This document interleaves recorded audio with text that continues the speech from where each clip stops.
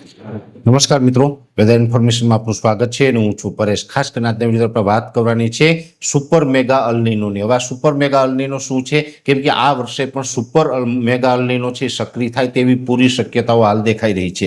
El Nino વિશેની વાત કરવાની છે। સૌપ્રથમ તો હું આપને એ જણાવી દઉં કે અલ્નીનો એટલે શું। અલ્નીનો એટલે કે જે પ્રશાંત મહાસાગરનું જે અમુક જે વિસ્તારો છે એનું તાપમાન જ્યારે નોર્મલ કરતાં ઊંચું જાય છે, જેને અલ્નીનો કહેવામાં આવે છે। અને અલ્નીનોને કારણે દરિયાઈ પાણી છે એ હીટ પકડતું હોય છે અને એ જે અલ્નીનો સક્રિય થાય છે, જે પ્રશાંત મહાસાગરનું તાપમાન ઊંચું જાય છે, જેને કારણે પૃથ્વીના ઘણા બધા દેશોની અંદર વરસાદ છે અનરેગ્યુલર થવો, ઘણી જગ્યાએ દુષ્કાળ પડવો, ઘણો બધો ઓછો વરસાદ પડવો, અનેક રૂપમાં એની વિપરીત અસરો જોવા મળતી હોય છે। જોકે ઘણી વખત એવું પણ બને છે કે અલ્નીનો સક્રિય થાય છતાં પણ જો આયોડી પોઝિટિવ હોય તો ભારત અથવા તો ગુજરાતનું ચોમાસું છે સારું પણ જતું હોય છે। એટલે આ વર્ષે અલ્નીનો છે ખૂબ મજબૂત રીતે સક્રિય થવાનું છે, છતાં પણ ગુજરાતનું ચોમાસું ચોક્કસથી સારું રહેશે, આ મને વિશ્વાસ છે। એટલે આ અલ્નીનોને કારણે ગુજરાતીઓએ ક્યાંય ડરવાની જરૂર નથી। હવે આ સુપર મેગા અલ્નીનો શું છે એની એક તો ખાસ વાત કરવાની છે। આમ જોવા જઈએ તો આજથી 149 વર્ષ પહેલા સુપર મેગા અલ્નીનો સક્રિય થયો હતો, એટલે કે વર્ષ 1877 ની અંદર સુપર મેગા અલ્નીનો સક્રિય થયો હતો અને એ અલ્નીનોને કારણે 4% વસ્તી છે એ પાણી અને અનાજના અભાવે મૃત્યુને ભેટી હતી। જો કે અત્યારે આપણે એ વાત ઉપર ડરવાનું નથી, એનું કારણ છે કે 1877 ની અંદર વિજ્ઞાન ટેકનોલોજી એટલા વિકસિત ન હતા, ત્યારે સિંચાઈ માટેના કોઈ સંસાધનો નહોતા, ઇલેક્ટ્રિસિટી ન હતી, બોરવેલ ન હતા, પાણીની મોટરોનો અભાવ હતો, એટલા માટે થઈને વાવેતર ઓછું પણ થતું હતું, હાઇબ્રિડ બિયારણો નહોતા, એટલે ત્યારે અનાજનો જથ્થો એટલો બધો ઉપલબ્ધ નહોતો। આજના સમયની અંદર તો આધુનિક ખેતીને કારણે આપણી પાસે અનાજના જથ્થાનો પણ સ્ટોક સારો હોય છે, એટલે અત્યારે આપણે અનાજ કે પાણીથી મૃત્યુ પામે એવા કિસ્સાઓ ઓછા બનતા હોય છે, એટલે આપણે એમાં કોઈ ડરવાની જરૂર નથી। પણ એક ચોક્કસ વાત છે કે 1877 ની અંદર અલ્નીનોને કારણે દુષ્કાળ પડ્યા હતા અને એ દુષ્કાળને કારણે 4% વસ્તી છે એ મૃત્યુને ભેટી હતી। હવે જે 1877 પછી આ વર્ષે એટલે કે વર્ષ 2026-27 ની અંદર સુપર મેગા અલ્નીનો સક્રિય થવા જઈ રહ્યો છે, એટલે કે ખૂબ સ્ટ્રોંગ અલ્નીનો બનવા જઈ રહ્યો છે। 149 વર્ષનો રેકોર્ડ તોડવાનો છે અને એની અંદર પણ જોવા જઈએ તો અત્યારે જે કંઈ માઇક્રોનેશિયાથી લઈ અને કેલિફોર્નિયા સુધીનો જે વિસ્તાર છે, આ વિસ્તારની અંદર એટલે કે 8046 કિલોમીટરની અંદર ગરમીની લહેર છે એ સમુદ્રી સપાટી ઉપર ફેલાઈ ચૂકી છે।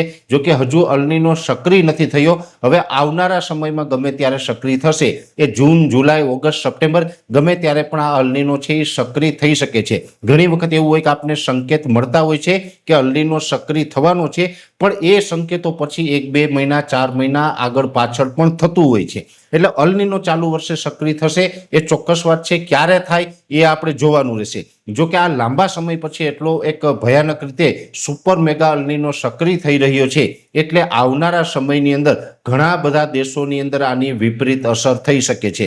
સુપર મેગા અલ્નીનો જ્યારે સક્રિય થાય છે ત્યારે લગભગ પૃથ્વીના 50% કરતાં વધારે વિસ્તારોની અંદર દુષ્કાળ અને અનાવૃષ્ટિ જેવી પરિસ્થિતિનું નિર્માણ થાય છે। જો કે સુપર મેગા અલ્નીનો સક્રિય થાય અથવા તો સામાન્ય અલ્નીનો સક્રિય થાય તો પણ એશિયાના જે દક્ષિણ દેશો છે એ તમામ વિસ્તારોની અંદર ઓછા વરસાદ અથવા તો દુષ્કાળના રૂપમાં અસર કરે છે, પણ સાથે અમેરિકા ખંડના ઘણા બધા દેશો છે ત્યાં વધુ વરસાદના રૂપમાં પણ અસર કરે છે। કેમ કે જે અત્યારે આપણે ચોમાસાના જે મોસમી પવનો હોય છે, આમ તો પ્રશાંત મહાસાગરથી થઈ અને જે હિન્દ મહાસાગર સુધી પહોંચે છે, ત્યાંથી મડાગાસ્કર ટાપુ થઈ અને નૈઋત્ય દિશામાંથી ભારત તરફ આવે ને નૈઋત્યનું ચોમાસું ભારતમાં લઈને આવતા હોય છે। પણ જે ઘણા બધા દેશોના વૈજ્ઞાનિકો એકઠા થયા હતા અને એની અંદર જે આ તારણ આવ્યું છે એ તારણ એવું છે કે 1877 પછીનો સૌથી સ્ટ્રોંગ એટલે કે સુપર મેગા અલ્નીનો છે એ સક્રિય થવા જઈ રહ્યો છે, અને જેને કારણે પૃથ્વી ઉપરના ઘણા બધા દેશોની અંદર આ એપ્રિલ મહિનાથી ગરમી વધવાનું પણ ચાલુ થઈ જશે। એટલે આમ જોવા જઈએ તો સામાન્ય રીતે ગુજરાતમાં પણ એવરેજ જોવા જઈએ તો એપ્રિલ મહિનાના છેલ્લા અઠવાડિયાની અંદર હવે લગભગ આપણે 43 થી લઈને 45 ડિગ્રીની રેન્જમાં પણ અનેક વિસ્તારોની અંદર તાપમાન જોવા મળી શકે, એ પણ એક પ્રકારે અલ્નીનોની ઇફેક્ટ આપણે સમજવાની છે। જો કે આ આગળ જતાં આપણે મે મહિનો આવશે, મે મહિનાની અંદર પણ તાપમાન છે એપ્રિલ કરતાં વધુ ઊંચું રહેવાનું છે।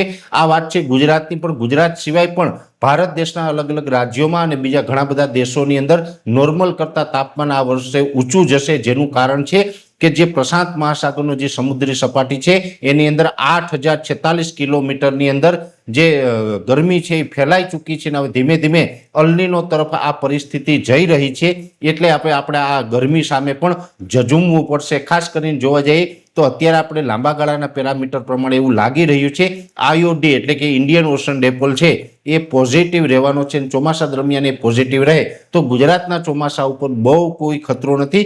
ગુજરાતનું ચોમાસું છે એ ક્યાંય ને ક્યાંય સારું જ જશે આવો ચોક્કસથી વિશ્વાસ છે.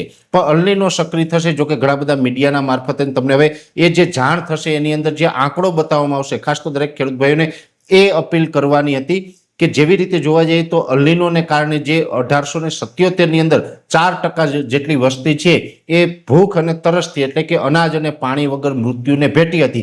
આવા સમાચારથી કોઈ દુઃખી થવાની જરૂર નથી, કેમ કે 1877ની અંદર આપણી પાસે સંસાધનો અને વૈજ્ઞાનિક ટેકનોલોજી ન હતી એટલે આપણે અનાજનું ઉત્પાદન છે એ ઓછું થતું હતું. હવે પૃથ્વી ઉપર અનાજનું ઉત્પાદન છે એ વધુ થાય છે અને હવે આપણી પાસે ટેકનોલોજી છે એટલે 1877 જેવી પરિસ્થિતિનું નિર્માણ હવે ન થાય. આ એક વાત ચોક્કસ છે. આ એની પાછળનું એક લોજિક છે.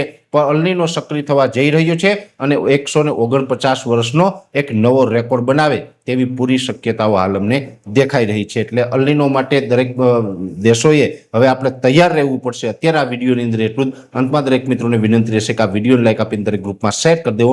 જો તમે અમને યુટ્યુબ ઉપર જોઈ રહ્યા હોય તો ચેનલને સબસ્ક્રાઇબ કરજો અને ફેસબુક ઉપર જોઈ રહ્યા હોય તો પેજને ફોલો કરજો. નમસ્કાર.